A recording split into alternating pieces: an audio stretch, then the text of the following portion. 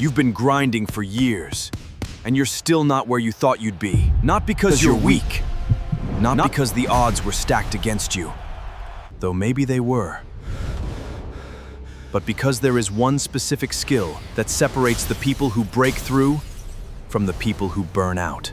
And almost nobody talks about it directly. Most people who eventually become unbreakable, they didn't have better genetics. They didn't have a mentor waiting for them. At some point, alone in a room nobody saw, they learned to hold themselves together when everything was telling them to quit. Here's the thing.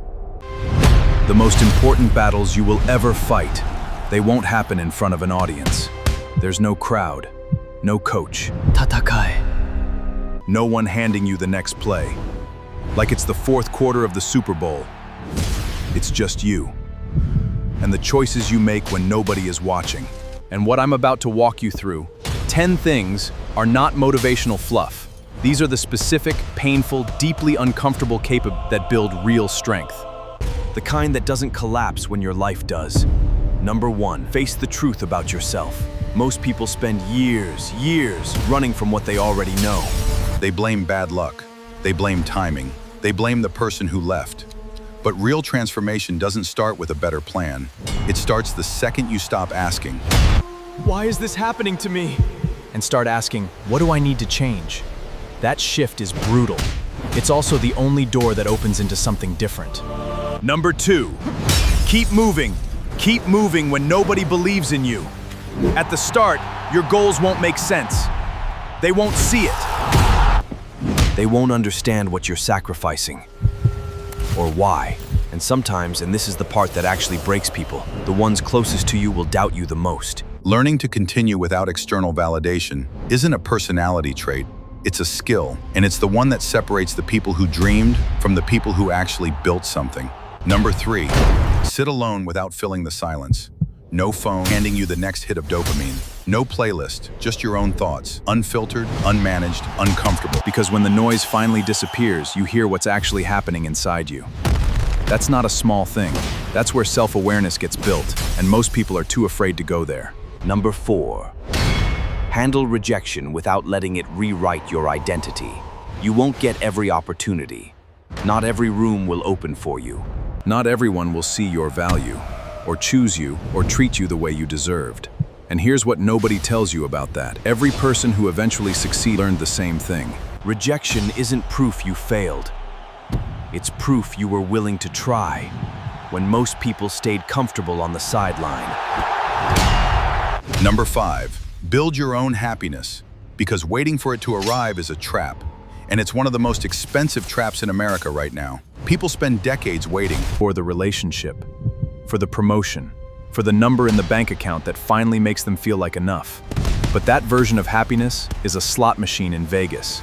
You keep pulling the lever, you keep almost winning, and the house always wins. Happiness becomes stable the moment you stop treating it like something that has to come from outside of you. Number 6, let go of habits, of beliefs, of the version of yourself that isn't working anymore. That one's harder than it sounds, because some of those things felt like home.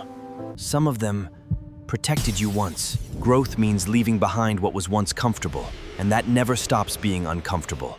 Sometimes the only way forward is the courage to close the chapter you've been rereading for years. Number 7, recover from setbacks, repeatedly. Life will disappoint you. People will leave without warning. Things will not go. And your strength, your real strength, is never measured by how rarely you fall. It's measured by how many times you stood back up when it would have been easier not to. Number 8, get comfortable being misunderstood. The more you grow, the fewer people will be able to keep up. They'll call your boundaries selfish. They'll say you've changed like that's an insult. And here's the thing, not everyone is supposed to understand your path. Some people were only meant to walk part of it with you.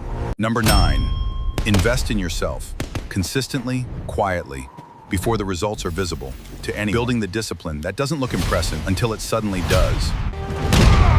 The hours you spend becoming sharper, stronger, more capable, those mostly happen alone, long before the world rewards you for it.